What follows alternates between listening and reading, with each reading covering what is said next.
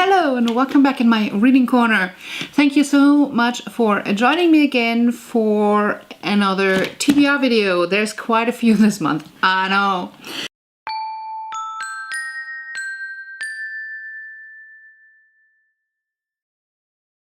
So, if you're new to my channel, hi, my name is Cece. I do mostly bookish subscription box unboxings, but sometimes I do bookish stuff as well, just like the TBR today. In December, I am planning to read 26 books, over 10,000 pages, and that's crazy. I'm also trying to take part in 4 readathons, so I have a lot of free time in December, so I'm actually hoping that this is going well. If you want to check out my December TBR, I will probably link it down below or somewhere. I have just mentioned the 26 books, and now in the videos about the readathons, I want to get a little bit more into the books, so more than the name of the book. The 12 Days of Readathons is hosted by Storyglyphs, Emmy Rose Reads, Here There by Magics, and as read by Hollies, and it runs from December 12th to December 23rd. We have 12 prompts, and I am doubling up on quite a lot of these challenges because I will not attempt to read 12 books in these 12 days. Although I'm trying to read 26 books, but it's another story. I'm doubling up on the challenges. So, the first challenge is Family Dinner. Read a book that focuses heavily on family, blood or found. I'm sometimes having trouble with these kind of challenges because I mostly don't always know what's in a book that's on my TBR. And I'm trying to always, for a readathon, gather most of the books from my physical TBR shelf because I have like over 200 books on there that I want to read. So, I'm hoping it's correct, but I don't know if this focuses heavily on family. Select is about this, it plays in this world where we have like genetically changed people. They are like higher beings or something, I don't know. They just have developed powers pretty much. And just a few things happen, and this girl is being banished to the most cruel place in the world, public high school. She has to lie low, and she meets this boy, and she realizes that she can read his mind and kind of influence a few things that he does. And from being this cruel place, this starts to be a good escape from her very controlling and cruel father. And I believe there's a lot about like the family bond, etc. So this is why I feel like this could be about family. The next prompt is Mistletoe. Read a book with romance. When I read this prompt, I was like, oh god, what book is about romance that I actually want to read? Because I'm not a romance girl. I have picked The Best of Adam Sharp. This is on my TBR anyways this month, because this is the lowest rated book on my physical TBR shelf. Trying to get my physical shelf a little bit down, so I have a few prompts for myself. One is to read or DNF and discard the lowest rated books on Goodreads that I physically own. And so this came up. The Best of Adam Sharp is about this guy in his 50s, and he is pretty happy with his life, but for some reason he cannot shake this nostalgia about this like affair that he had 20 years ago, and for some reason this affair suddenly reaches out to him, and yeah, now he has to see what comes of it. And let's see if I'm going to be actually finishing it. I hope I do enjoy it, because I never like not enjoying and DNFing a book. But if I'm not gonna like it, I'm gonna DNF it and probably fail this prompt. The next prompt is Hot Cocoa and Blankets. Read a book while drinking something hot. And I will just do this with any of these. Probably I will do this with all of these because I always have a hot drink in December, so I'm not picking a book extra for this. And the next prompt is Snowy Days. Read a book with a white on the cover. And for this I have picked Wake of Vultures, and I am reading this for the quarterly book club that is hosted by a couple of people around G over at Book Roast. And about this book, there's one review on Goodreads that kind of really piqued my interest, why I wanted to read this as well.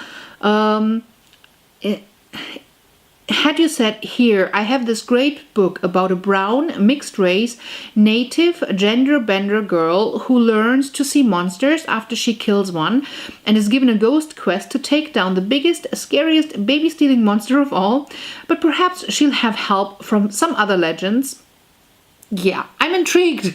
It sounds interesting, and the quarterly book club, I'm gonna link it down below, has like several hosts, and they always recommend a book that they want to read together.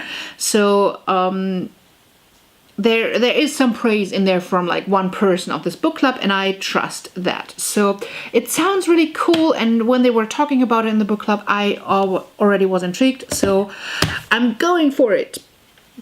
The next prompt is Winter Break. Read a book about a place you want to travel to. And for this I have picked What If It's Us. It plays in New York, and it's pretty much a boy loves boy contemporary. I don't think I have to say any more about this, because that's pretty much what it is.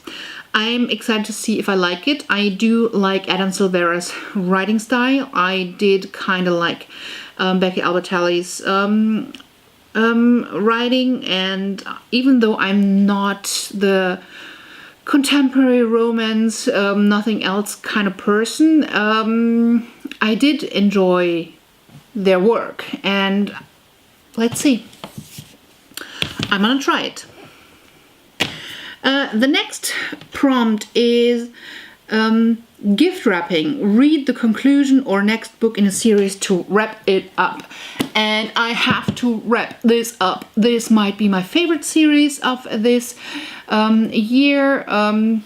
Close contender with the Throne of Glass series that I read this year. And I'm just in love with the series so far, and I cannot believe that I haven't read it yet. I need to finish that series. I just do. This book follows Ladislava Dracul. She's the female version, like if Dracula, like Count Dracula, would have been a girl. And we're following her and her brother. This plays like back in the Ottoman Empire area. We're in like Transylvania. We're in like all these areas around, and then all the way down to the Ottoman Empire. And this is a region around Transylvania, Wallachia, Bulgaria, Serbia that I have not read a lot about. I don't know anything about the history, and this just, I can just dive into this world, and I love it. I love the characters. I love the LGBTQ representation and how it just fits into the world and into the olden times. And if you haven't tried Anna Darton, it's just a full recommendation. Go read it. The next one is Stocking Stuffers. Read a book that was gifted to you or free. And for this I'm going to be reading an e-arc, and this manga represents this digital book. And I'm going to attempt to read and finish Hot Mess. Hot Mess is a book, it's more of a chick lit kind of book, and I have had this e-arc, I believe, since March, trying to finish it, and I just didn't because I never was in the mood. I believe this is about this girl who falls in love with a drug addict, and she's trying to kind of help him out of his addiction and everything, and she's hoping that her love is going to be enough or something around this. And I need to finish or DNF it. Like, I'm not, this was on my TBR every single month of the year, it feels like, and this needs to be over. And it did sound interesting enough. I don't know why I've been putting it off, so done. Prompt number 8 is Naughty List. Read a book with a strong villain or anti-hero. And for this, I'm going to be doubling up with Select because I have read the first 20 pages on this. I've had this twice or 3 times on my TBR as well, but never got around to it. And it just feels like the main character could be some sort of an anti-hero because she's like the black sheep of the family, and I just have a feeling that she's going to be an anti-hero. Number 9 is Frostbite. Read a book dealing with or recognizing mental health. And for this, I'm doubling up with Hot Mess because we are following this girl who's in love with a drug addict. And it's a lot about the addiction, and I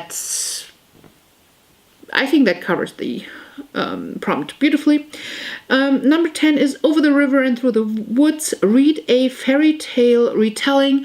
It's not really a fairy tale, but I'm doubling up with Bright We Burn because, well, Dracula, it's not really a fairy tale retelling, but it is a story retelling of sorts, of like this mystery, of this like legend. So I think that counts. And number 11 is New Year's. Read a newly released book. Any 2018 release would work, and I do have 2018 releases already in here, and the next one and the last one is in 2018 release as well, so I'm doubling up. The 12th is 12 Days of Christmas. Read one of the recommended books, and I'm reading the recommended book that was recommended by As Read by Hollies, and that is The Cheerleaders. I have this arc and I want to get to it. This is pretty much a mystery, so it's a good mix of types of books for this readathon. It's a little bit Riverdale and a little bit Veronica Mars, and I'm digging it. So pretty much in this town, there's no cheerleaders anymore because for some reason they all died, and our protagonist is trying to find out what actually happened. And As Read by Holly is raving about this book so much, and I happen to have an arc that I was like, yeah, that goes on my TBR. So this is it. This covers the 12 prompts for 12 Days of Christmas. I cannot wait for this readathon. I'm really hoping that I will finish everything, and I am just looking forward to all these readathons that I'm trying to do this month, and so much joy. All right, looking forward to connecting with everybody who's doing these readathons as well. Tell me what's on your TBR, and before you leave, check out my 12 days of Christmas because I'm doing a lot of giveaways, so you should definitely check my December giveaway out. Until then.